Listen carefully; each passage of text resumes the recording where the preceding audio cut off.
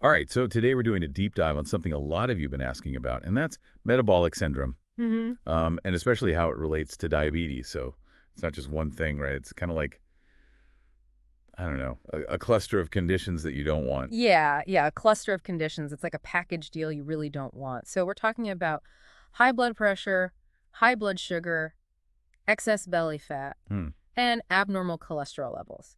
And, you don't have to have all four of these to have metabolic syndrome. Having just three out of these four can increase your risk for serious health problems. Right. And that includes type 2 diabetes. Okay, so I'm already seeing how this can be connected to diabetes, Yeah, and I imagine, like a lot of health conditions, it's a mix of our lifestyle choices and our genetics. absolutely. You hit the nail on the head. It's a combination of those things. It's like your body's way of saying, hey, I've had enough of these unhealthy habits. And sometimes it's like even more enhanced by genetic predisposition. It's kind of like a rebellion Right. brewing inside. Okay, I like that analogy, a rebellion brewing inside.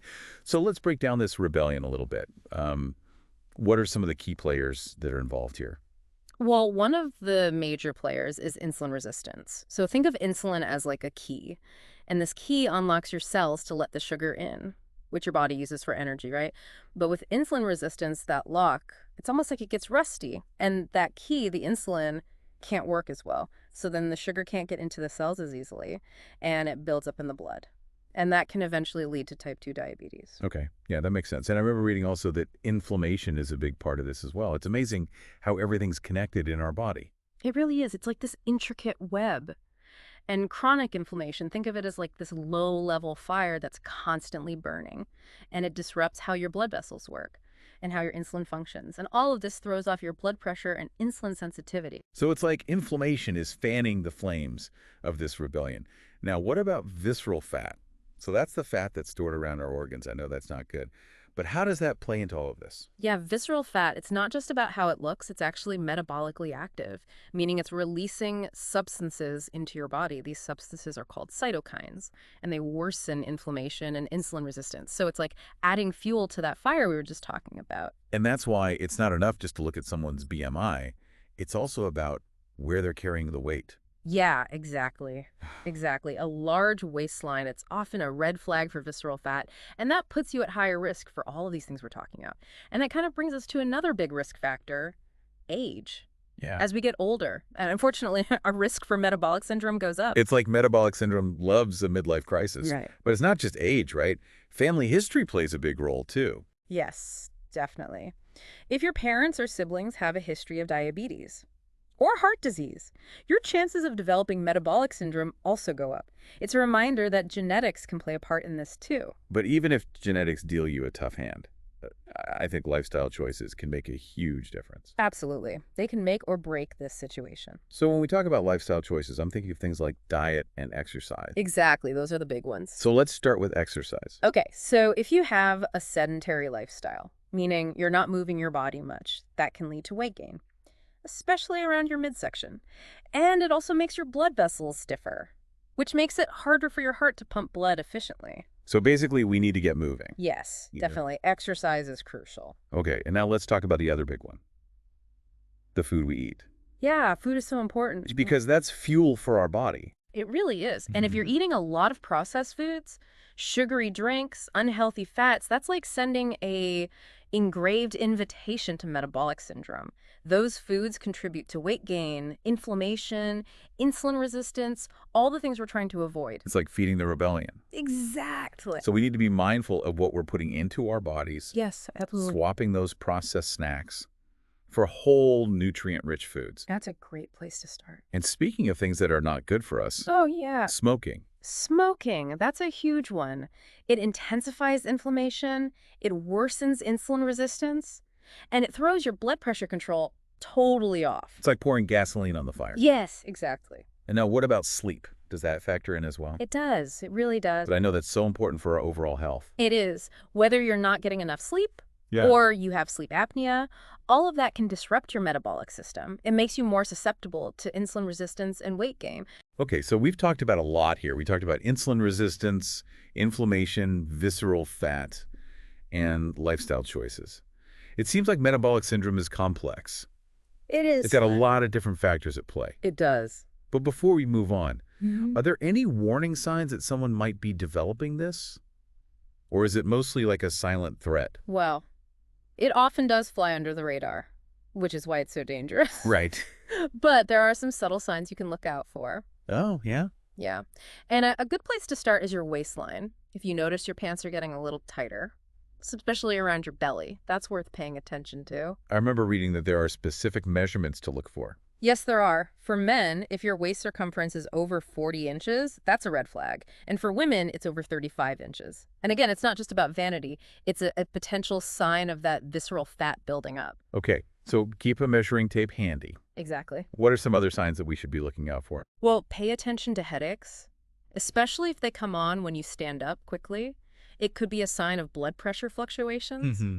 And also, if you're constantly thirsty, more fatigued than usual, Mm-hmm. or making frequent trips to the bathroom, those could be early signs of insulin resistance. Okay, so those are all things that you could almost brush off Yeah, you could. as like everyday annoyances. Yeah, exactly. Anything else that we should be on the lookout for? Well, abnormal cholesterol levels, that's another silent risk factor. You won't feel it happening. So regular blood tests are really important to catch that early on. This is painting a little bit of a scary picture. It is a little bit scary. Like metabolic syndrome is this sneaky opponent That's sneaky. that's slowly chipping away at our health Right.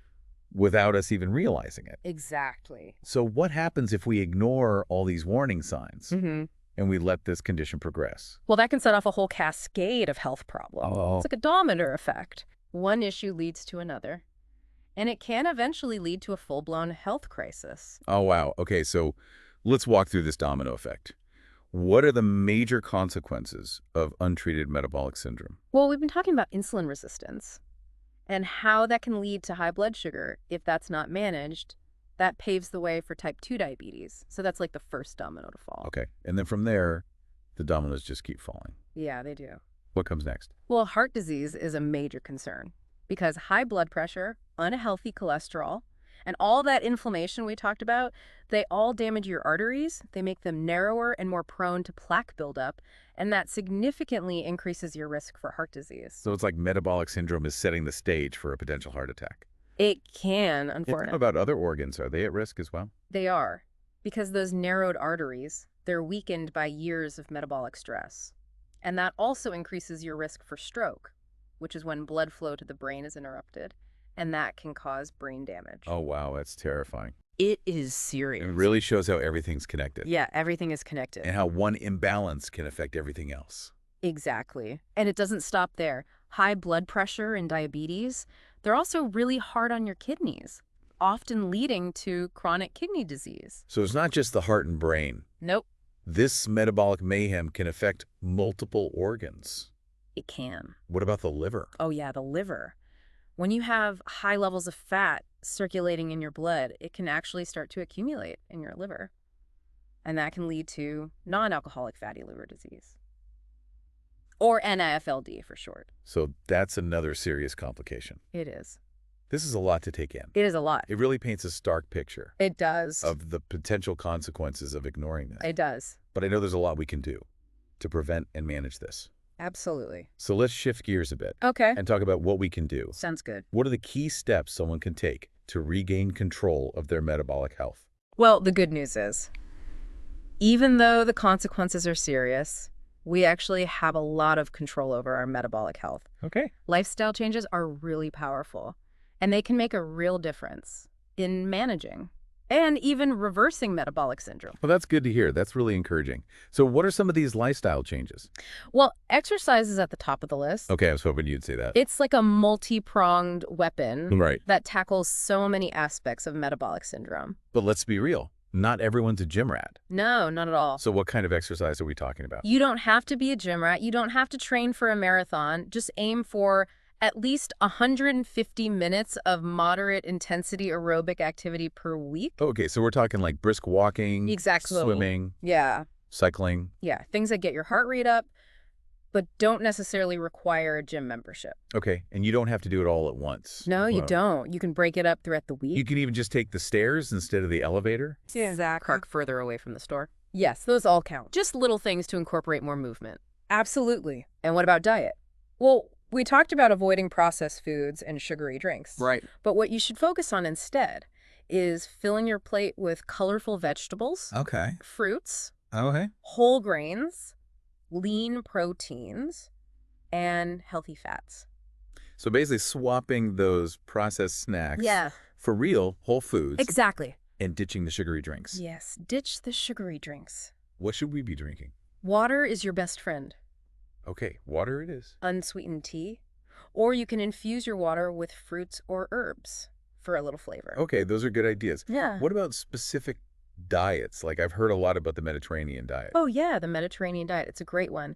It focuses on plant-based foods, olive oil, fish, whole grains.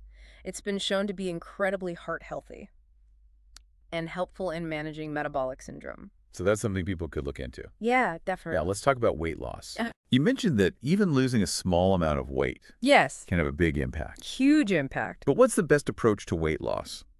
Well, crash diets and extreme measures, they often backfire. They lead to yo-yo dieting and frustration. Yeah, I've been there. It's much better to focus on gradual, sustainable changes that you can maintain over time. So slow and steady wins the race. Exactly. Very Aim well. to lose 1 to 2 pounds per week. Okay. That's a healthy, realistic goal. And I think it's important to remember, it's not just about the number on the scale. Absolutely. It's about how you feel Exactly. and making choices that make you feel good, Yes. physically and mentally. Absolutely. Okay, so we talked about exercise. Yes. We talked about diet. Yes. We've got to kick smoke into the curb. Definitely. Now, what about alcohol? Oh, yeah. Alcohol. I can't forget about that. No, we can't. Moderation is key here. Excessive alcohol consumption can lead to weight gain, increased blood pressure, and it raises your triglyceride levels, which is something we definitely want to avoid. So if you do drink, Yes. do so mindfully Exactly. and in moderation. Moderation is key. I'm seeing a theme here. Yeah, moderation is a good theme. What about other lifestyle factors? Oh, stress management. That's huge. Okay, stress management, Yeah, because I know chronic stress Yes. can really wreak havoc on our bodies. absolutely. It increases cortisol levels, which can affect your blood sugar, your blood pressure, even your appetite. It's amazing how stress is connected to everything. It really is. So what are some ways that people can manage stress? Well, it's about finding what works for you. It could be yoga, meditation, spending time in nature, listening to calming music, or even just laughing with friends. Okay, so find what helps you de-stress Exactly. and make time for it. Make time for it. Okay, anything else? Oh, yeah. Don't underestimate the importance of regular checkups. Make sure you're getting your blood pressure checked, your cholesterol levels, and your blood sugar levels, as recommended by your doctor. Okay, so stay on top of those things. Yes. Be proactive Be proactive. and stay connected with your healthcare providers. Okay, any final words of wisdom? Well, the main thing to remember is, even if you've been diagnosed with metabolic syndrome, it's not a life sentence. Oh, good. You can improve your health and significantly lower your risk of complications by making these lifestyle changes. That is reassuring. It is. You have the power to change things. That's great. It's empowering It is empowering. to know that we could do something about it. Absolutely. So as we wrap up this part of our deep dive on metabolic syndrome, is there one message you want listeners to take away? Yes, metabolic syndrome is preventable and manageable. You have the knowledge, you have the tools, you can create a healthier future for yourself. Love that message. It's about making informed choices and being proactive about your well-being. It's been a fascinating journey so far, It has. exploring this complex condition, It is complex. how it all ties into diabetes. Yeah. We've covered a lot of ground, We have. from understanding how it works to identifying the risk factors, and now talking about the lifestyle changes that can make a difference. Yes, and it's important to remember, you don't have to do everything at once. Okay, that's good advice. Start with 1 or 2 changes that feel manageable and gradually build from there. Okay, so small steps, Small steps? consistently applied. Yes, consistency is key. It's like building a mosaic, It is. one tile at a time, Yeah. to create this beautiful picture of health. That's a great analogy. And remember, you don't have to do this alone. You don't. There are resources out there. Yes, lots of resources. Talk to your doctor. Yes, Connect with a registered dietitian. absolutely. Maybe join a support group. Support groups are great. Build a team. Build a team. You are the architect of your health. Yes, you are. So as we conclude this deep dive on metabolic syndrome, let me remind our listeners to like, share, and subscribe to Visions Beyond for more videos and podcasts on medical-related topics. Until next time, stay curious, stay informed, and take good care of yourselves. Yeah, so it often flies under the radar. That's what makes it so dangerous. But there are some, like, subtle signs you can watch out for. Okay, good. Yeah, a good place to start is your waistline. If you notice your pants are getting a little tighter, especially around the belly, that's something to pay attention to. Right. I remember reading that there were specific measurements to look out for. Yeah, there are. For men, if your waist circumference is over 40 inches, that's a red flag. And for women, it's over 35 inches. And it's not just about how it looks. It's about those potential health risks. Exactly. It's a potential sign of that visceral fat we were talking about. Right. Okay, so keep that measuring tape handy. Yeah. Now, what are some other signs that we should be attuned to? Well, pay attention to headaches, especially if they come on when you stand up quickly. That could be a sign of blood pressure fluctuations. And if you're constantly thirsty, feeling more tired than usual, or making a lot of trips to the bathroom, those could be early signs of insulin resistance. Okay, so those are all things that people might just brush off Yeah, they as like everyday annoyances. Right, exactly. Is there anything else we should be on the lookout for? Well, abnormal cholesterol levels, that's another silent risk factor. You won't feel it happening. So regular blood tests are really important to catch that. This is all starting to paint a bit of a concerning picture for me. I know, it is a little bit concerning. It's like metabolic syndrome is this stealthy opponent. It's sneaky. It's just chipping away at our health. Right. And we don't even realize it. Yeah, exactly. So what happens if we ignore these warning signs? Well, ignoring them can set off a whole chain reaction of health problems. Oh, no. Yeah, it's like a domino effect. Yeah. One issue leads to another, and it can ultimately lead to a serious health crisis. Wow. Okay, so let's walk through this domino effect a little bit. Okay. What are the major consequences of untreated metabolic syndrome? Well, we've talked about insulin resistance Mm. and how that can lead to high blood sugar. Mm. And if that's not managed, it paves the way for type 2 diabetes. Right. So that's like the first domino to fall. Okay, and then from there, the dominoes just keep falling. They do, unfortunately. What comes next? Well, heart disease is a major concern because high blood pressure, unhealthy cholesterol levels, and all that inflammation we talked about, they all damage your arteries, make them narrower, and more prone to plaque buildup. All right. And that significantly increases your risk for heart disease. So metabolic syndrome is almost setting the stage for a potential heart attack down the line. It can, yeah. What about other organs? Are they at risk as well? They are, unfortunately. Those narrowed arteries we were talking about, weakened by years of metabolic stress, they increase your risk for stroke. That's when blood flow to the brain is interrupted, and that can cause brain damage. That's terrifying. It is serious. It really highlights how interconnected our systems are. Yeah, it does. And how one imbalance can have these ripple effects throughout the body. Absolutely, and it doesn't stop there. High blood pressure and diabetes are really hard on your kidneys, Okay. and that can often lead to chronic kidney disease. So it's not just the heart and the brain that are vulnerable. This metabolic mayhem can damage multiple organs. It can, unfortunately. Now, what about the liver? Ah, yes, the liver. When you have high levels of fat circulating in your blood, it can accumulate in your liver, and that can lead to non-alcoholic fatty liver disease, or AFLD for short. Okay, so that's another serious complication of untreated metabolic syndrome. It is. This is a lot to digest. It is. It's a lot of information. It paints a really stark picture Yeah, it does. of the potential consequences of ignoring this condition. It does. But I know there's a lot we can do to prevent and manage this. Oh, absolutely. So let's shift gears a little bit Yeah. and talk about those strategies. Sounds good. What are some key steps someone can take to regain control of their metabolic health? Well, the good news is, even though the potential consequences are serious, we have a significant amount of control over our metabolic health. Okay, that's good to hear. Lifestyle changes are really powerful, and they can make a real difference in managing and even reversing metabolic syndrome.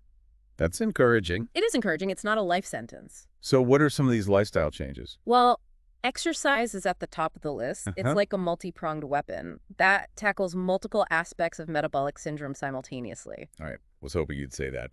But let's be honest, not everyone is a gym enthusiast. No, not at all. So what type of exercise are we talking about? You don't have to train for a marathon to reap the benefits. Just aim for at least 150 minutes of moderate intensity aerobic activity per week. So we're talking brisk walking, Exactly. swimming, Yep. cycling. Yep. Activities that get your heart rate up.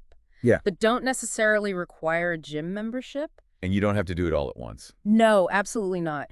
Even short bursts of activity throughout the day can add up. Right, so take the stairs instead of the elevator. Exactly. Park further away from the store entrance. Yes, those all count. Just little things to incorporate more movement into our daily routines. Absolutely. It's all about making small, sustainable changes that you can stick with.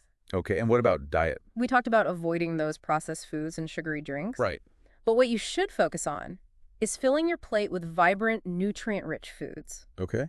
Think colorful vegetables, Okay. fruits, whole grains, lean proteins, and healthy fats. So we're trading those processed snacks Yes. for real whole foods. Exactly. The kind our bodies were designed to thrive on. Precisely. And while we're at it, let's ditch those sugary drinks. Oh, They're empty calories that spike your blood sugar and contribute to weight gain. Stick to water, unsweetened tea, or infuse your water with fruits and herbs for a refreshing twist. okay, water it is. Now, are there any specific dietary patterns that are particularly beneficial for managing metabolic syndrome? I've heard a lot about the Mediterranean diet lately. You're on the right track. The Mediterranean diet, with its emphasis on plant-based foods, olive oil, fish, and whole grains, has been shown to be incredibly heart-healthy and helpful in managing metabolic syndrome. It sounds delicious and sustainable, which is key for any long-term dietary change. It is. Now let's talk about weight loss. Okay. You mentioned that even a small amount of weight loss can have a significant impact on metabolic health. Yeah, even a small amount can make a big difference. But what's the best approach? Crash diets and extreme measures, they often backfire, leading to yo-yo dieting and frustration. Right, it's not about deprivation. It's not. It's about making sustainable changes. So slow and steady wins the race when it comes to weight loss. Absolutely. Aim for a gradual weight loss of 1 to 2 pounds per week. It's a healthy and realistic goal that you're more likely to stick with. And I think it's important to remember, it's not just about the number on the scale. No, it's not. It's about making choices that make you feel good, Exact. both physically and mentally. You got it. Okay, so we talked about exercise, we talked about diet, we've got to kick smoking to the curb. Definitely. Now, what about alcohol? We can't ignore that. No, we can't. Moderation is key here. Excessive alcohol consumption can lead to weight gain, increase blood pressure, and raise your triglyceride levels, all things we want to avoid. So if you do choose to drink, Yeah. do so mindfully Yes. and in moderation. Moderation is a good word. I'm seeing a theme here. It is a recurring theme. Are there any other lifestyle factors we should be thinking about? Ooh, stress management. That's a big one. Okay, stress management. Yes, chronic stress can wreak havoc on your body, increasing cortisol levels, which can affect your blood sugar, blood pressure, and even your appetite. It's amazing how stress is connected to everything. It really is. It affects so many aspects of our health. So what are some effective strategies for managing stress? Well, it's about finding what works for you. It could be yoga, meditation, spending time in nature, listening to calming music, or even just laughing with friends. Okay, so find activities that bring you joy Exactly. and help you de-stress. And make time for them. Right, make time for those things. Yep. Okay, so stress management, adding that to our metabolic syndrome toolkit. Definitely. Anything else we should keep in mind as we're navigating this journey toward better health? Well, don't underestimate the importance of regular health checkups. Okay. Make sure you're getting your blood pressure checked, your cholesterol levels, and your blood sugar levels checked regularly, as recommended by your doctor. Right, so be proactive and stay connected with our healthcare providers. Exactly. Yeah. It's crucial to remember that even if you've been diagnosed with metabolic syndrome, it's not a life sentence. Okay, that's good. By making these lifestyle changes, you can really improve your health and lower your risk of complications. That's really reassuring to hear. It feels empowering to know that we can take action and turn things around. So as we wrap up this deep dive, is there like a single message you want listeners to take away from our conversation today? Yeah, I think the biggest takeaway is that metabolic syndrome is preventable and manageable. You know, you have the knowledge now.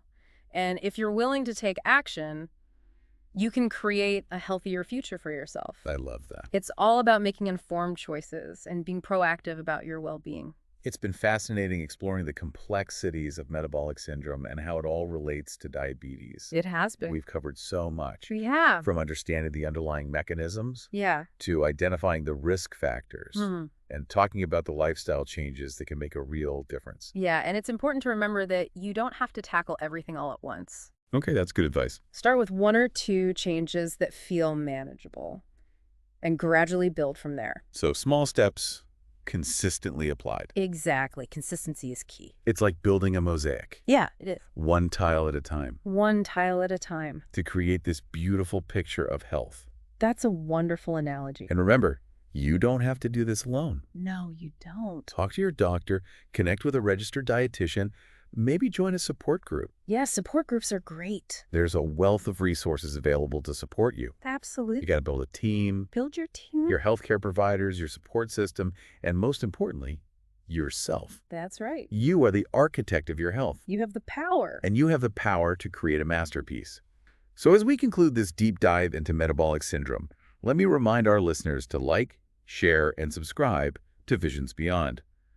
For more videos and podcasts on medical-related topics, until next time, stay curious, stay informed, and take good care of yourselves.